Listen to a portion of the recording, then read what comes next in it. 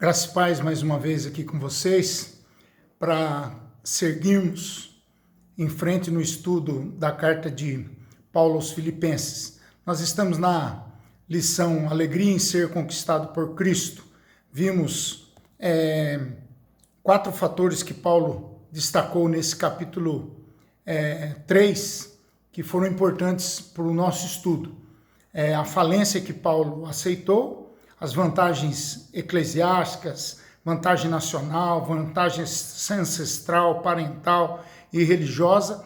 Vimos a vida íntima que Paulo experimentou, por isso ele fala do conhecer a Cristo, o conhecer o poder da sua ressurreição, os seus sofrimentos, conhecer a Jesus Cristo. Hoje nós vamos falar sobre o alvo que Paulo desejou. Capítulo 3, versículos de 12 a 16, depois 17 ao 21, para encerrarmos essa última parte do nosso estudo bíblico na carta de Paulo aos Filipenses.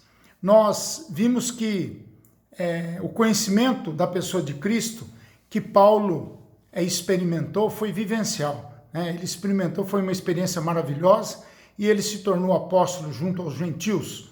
Então, qual era o alvo de Paulo, segundo Filipenses 3, 12 a 16? Nesse trecho, Paulo usa a figura tão conhecida de um atleta para enfatizar o grande perigo de estar em comodidade, tranquilo, satisfeito com a sua vida espiritual vigente.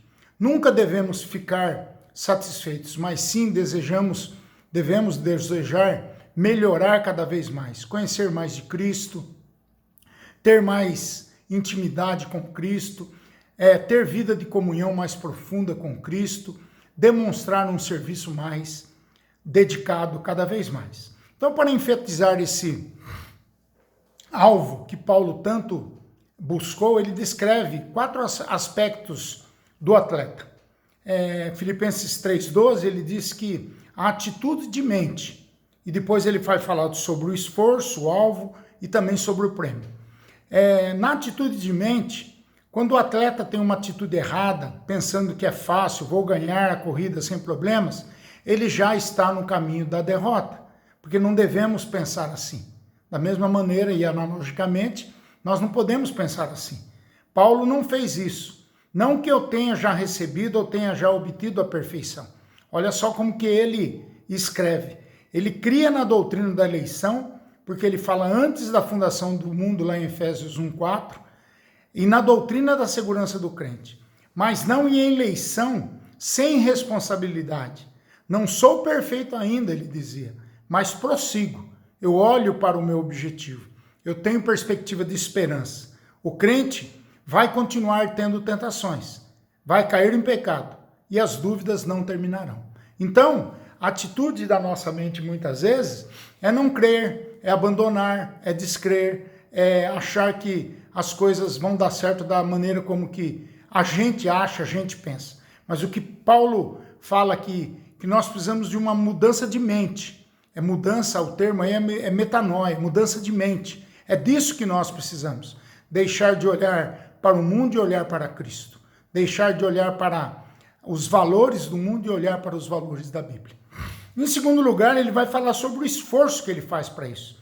Versículos de 13 a 14 do capítulo 3. Tendo em vista os esforços que você vê cada país fazer com seus atletas para as Olimpíadas, os campeonatos mundiais, por exemplo, todos vão com uma só intenção, ganhar, ter acesso ao primeiro lugar no pódio. É interessante que, por isso, todos os atletas, eles precisam de ter alvos, de ter objetivos. E Paulo, por isso, ele tinha um objetivo, e por isso ele se esforça. De 3 maneiras. Concentrava-se em um só alvo. Nada tirava a atenção de Paulo, nada tirava a sua atenção da fita de chegada, comparando aqui o atleta com o apóstolo Paulo e seu ministério. Esquecer-se das coisas que para trás ficam. O passado, gente, não vai mudar em nada. Por isso nós temos que viver o presente, nem o futuro e nem o passado. mas vivermos o dia de hoje.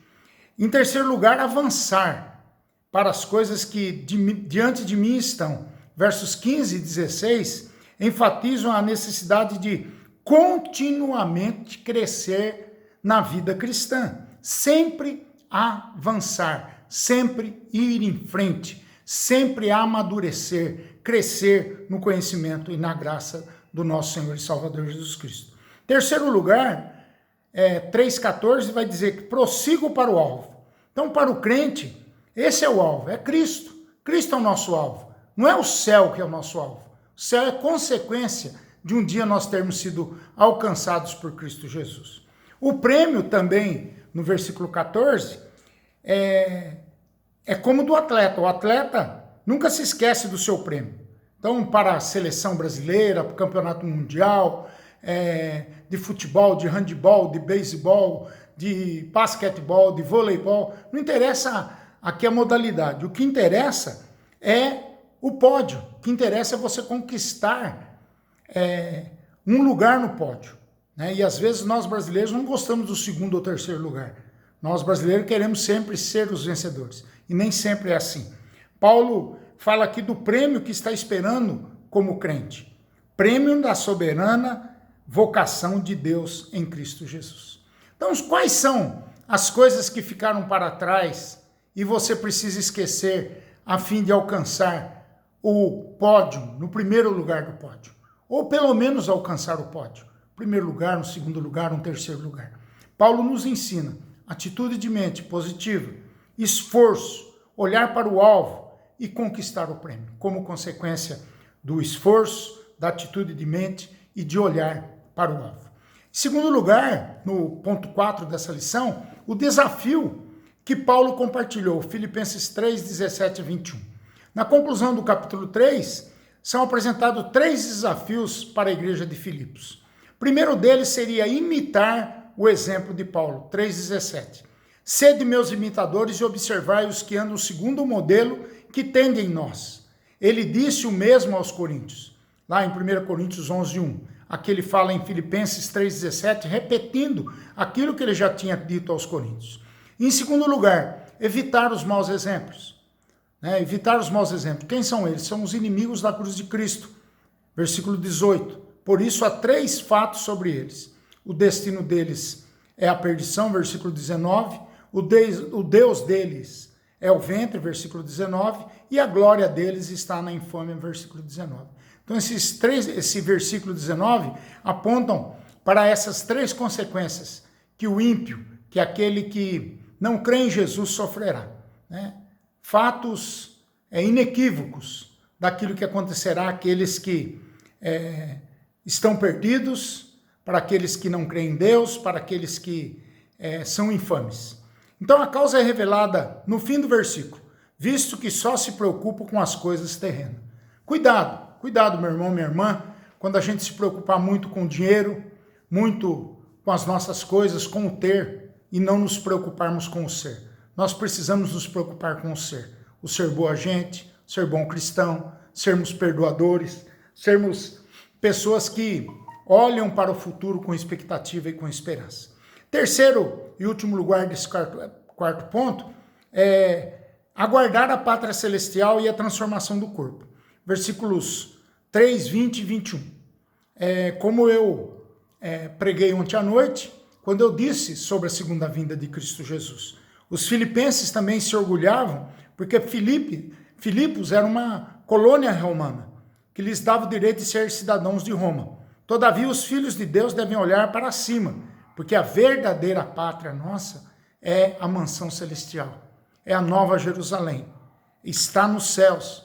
Capítulo 3, versículo 20 de Filipenses. Então, dentre tantas glórias que a segunda vinda do nosso Senhor e Salvador Jesus Cristo trará, Paulo destaca a transformação do nosso corpo.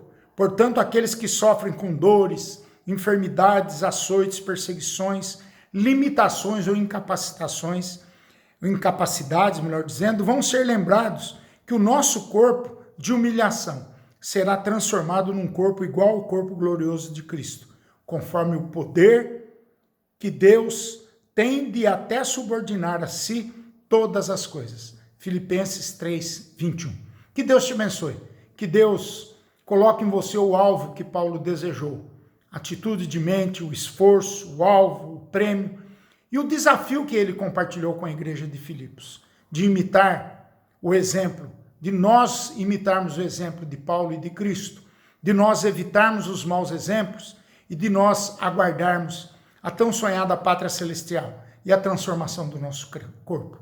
Creio na ressurreição do corpo, como diria Rubem Alves, o teólogo, o pastor, que foi tão importante na minha vida e que eu gosto de todas as leituras que faço dele, sempre gostei. Creio na ressurreição do corpo. É isso que Paulo prega em Filipenses 3:20.